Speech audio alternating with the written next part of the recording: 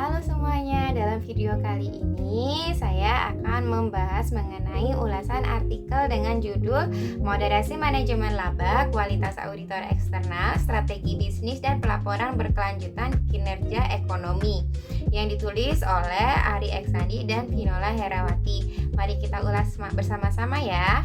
Nah, seperti biasa yang pertama akan kita bahas adalah mengenai motivasi, isu, dan fenomenal gap. Jadi dalam artikel ini motivasinya itu adalah kinerja ekonomi yang baik itu dapat memberikan kepercayaan tinggi kepada investor.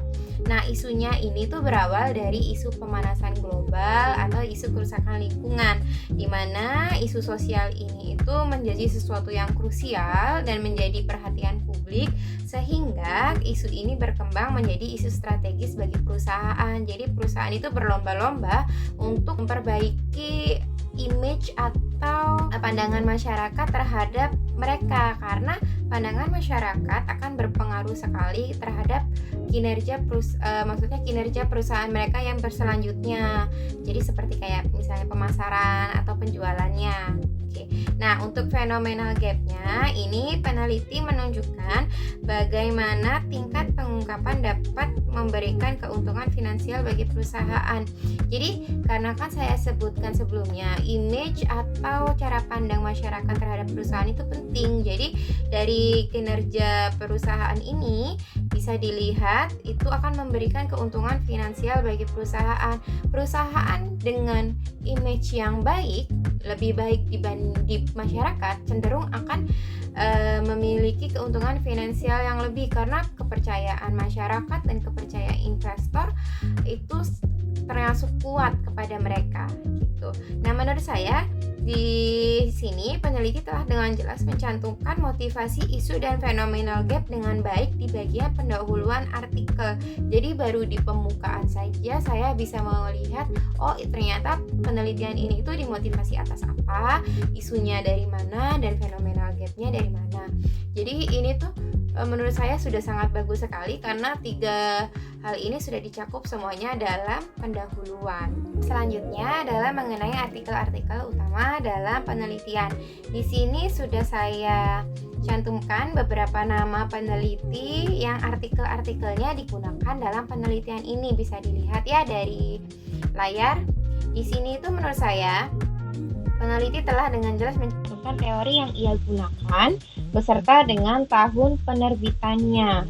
Jadi peneliti sudah bagus nih, dia ambil artikel ini pakai dari tulisan siapa dan kapan tahun diterbitkannya. Nah, oke, jadi yang selanjutnya kita akan membahas mengenai novelty. Di sini sayangnya peneliti itu tidak menyebutkan novelty secara eksplisit, namun secara implisit di dalam penelitiannya. Jadi dia kurang jelas nih novelty-nya apa. Maksudnya kan kalau kita sebagai pembaca mungkin kita lebih memilih yang dengan jelas, oh ini loh novelty-nya, tapi sayangnya hal ini tidak dilakukan oleh peneliti. Jadi dia secara implisit, jadi kita benar-benar harus ngebaca semuanya banget biar kita ngerti novelty-nya apa. Selanjutnya adalah mengenai rumusan masalah, tujuan, dan kontribusi. Di sini penelitian ini bertujuan untuk mengetahui pengaruh kualitas auditor internal, strategi bisnis, dan sustainability reporting terhadap kinerja ekonomi yang dimoderasi oleh manajemen laba secara parsial pada indeks Kompas 100 perusahaan selama periode 2013 sampai 16 yang terdaftar di Bursa Efek Indonesia. Nah, di sini nih kontribusinya sama kayak tujuannya. Jadi kontribusinya adalah biar kita semua tuh ngerti nih penelitian ini kontribusinya agar kita ngerti nih apa yang mempengaruhi kinerja ekonomi perusahaan dari mana saja. Menurut saya di kritik ini tujuan penelitian telah dijelaskan sebelumnya pada abstrak. Namun masalahnya rumusan masalah dan tujuan penelitian itu tidak dijelaskan dengan jelas dan terperinci pada artikel penelitian. Jadi di sini kayak peneliti setelah pendahuluan tidak membuat sebuah tulisan tersendiri yang mengenai rumusan masalah dan tujuan, tapi sudah langsung dilanjutkan ke bagian teori. Jadi tapi tujuannya memang telah dijelaskan sebelumnya di bagian di abstrak. Nah, di sini yang selanjutnya akan kita bahas adalah tentang teori yang digunakan oleh peneliti. Di sini peneliti menggunakan dua teori, yaitu teori stewardship sama teori akuntansi positif teori. Di sini ini yang menurut saya kurang oke ya, karena gini, peneliti memang menjelaskan secara singkat nih mengenai teori yang digunakan, apa definisi dari teori stewardship sama teori akuntansi positif. Sayangnya peneliti itu tidak menjelaskan keterkaitan antara teori yang ia gunakan dengan penelitian secara jelas. Jadi dia cuma nulisin, oh teori stewardship ini apa, teori akuntansi positif teori ini apa, tapi sayangnya nggak ada nih, oh kaitannya teori ini dengan penelitian ini tuh apa, teori ini dengan penelitian ini berhubungan di bagian ini, itu nggak dijelasin sama peneliti. Jadi kayak bener-bener nggak dijelasin, jadi kita kayak cuman baca, oh kita tahu nih teori stewardship apa, tapi kita nggak tahu nih kaitan yang dimau sama si peneliti ini apa. Nah di sini ada 7 hipotesis penelitian yang digunakan peneliti. Jadi kan sesuai dengan variabelnya itu. Variabelnya itu sebenarnya ada 4, tapi sayangnya ada variabel yang berhubungan dengan variabel lain. Jadi kayak contohnya nih, kita ambil di hipotesis pertama adalah kualitas auditor internal. Hipotesis kedua mengenai strategi bisnis, pengaruhnya terhadap kinerja ekonomi. Yang hipotesis ketiga adalah pengaruhnya sustainability reporting atau laporan berkelanjutan terhadap kinerja ekonomi perusahaan. Dan yang keempat, di hipotesis keempat ini mengenai pengaruh manajemen laba pada kinerja ekonomi perusahaan. Nah, yang ini selanjutnya di hipotesis kelima sampai hipotesis ketujuh ini juga tentang manajemen laba. Tapi apa sih pengaruhnya manajemen laba terhadap kualitas auditor internal? Nah, yang selanjutnya manajemen laba berpengaruh negatif terhadap hubungan strategi bisnis. Yang terakhir adalah manajemen laba berpengaruh negatif terhadap hubungan laporan berkelanjutan. Jadi 3 selanjutnya ini variabelnya ini tentang manajemen laba, tapi berhubungan dengan variabel-variabel yang sebelumnya. Nah, lebih jelasnya mengenai hubungan antara hipotesis-hipotesis atau variabel-variabel tersebut ini ada di kerangka konseptual.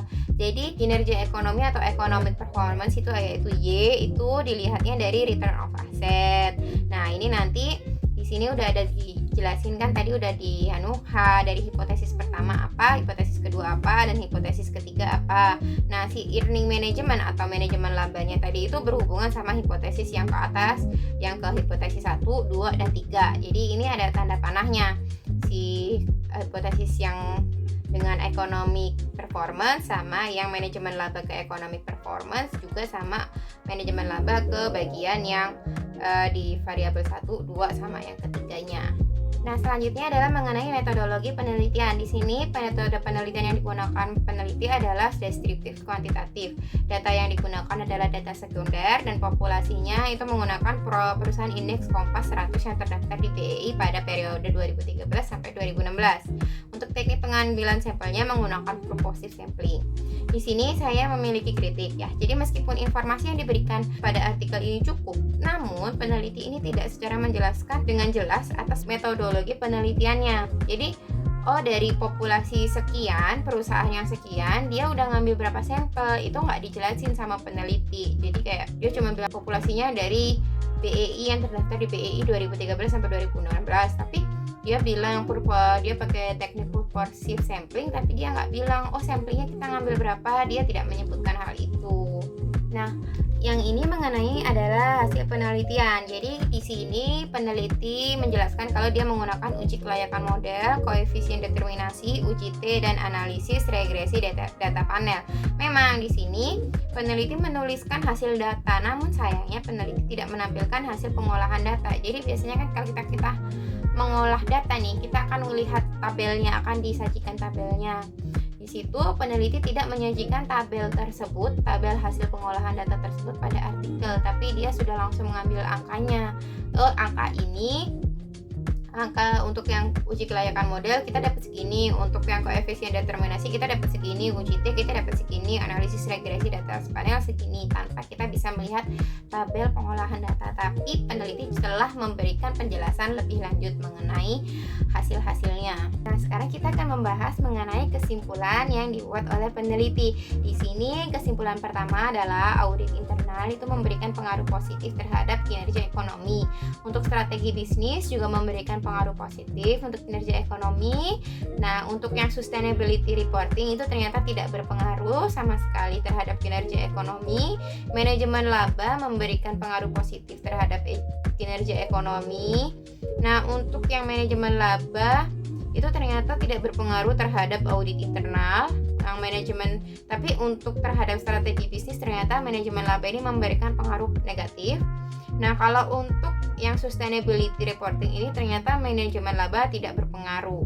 Di sini saya memiliki kritik, jadi peneliti telah memberikan kesimpulan dan menjelaskannya dengan singkat, padat, dan jelas. Jadi saya cukup suka ya, maksudnya cukup, oh ternyata kita di kesimpulan mengambilnya gini, itu sangat-sangat jelas. Selain itu peneliti juga mencantumkan limitasi atau batasan-batasan pada penelitian tersebut di bagian kesimpulan. Nah, sekian video dari saya mengenai ulasan artikel ini. Apabila ada salah kata saya mohon maaf sebelumnya. Kalau misalnya memang ada saran terlebih lanjut, silakan disampaikan. Terima kasih.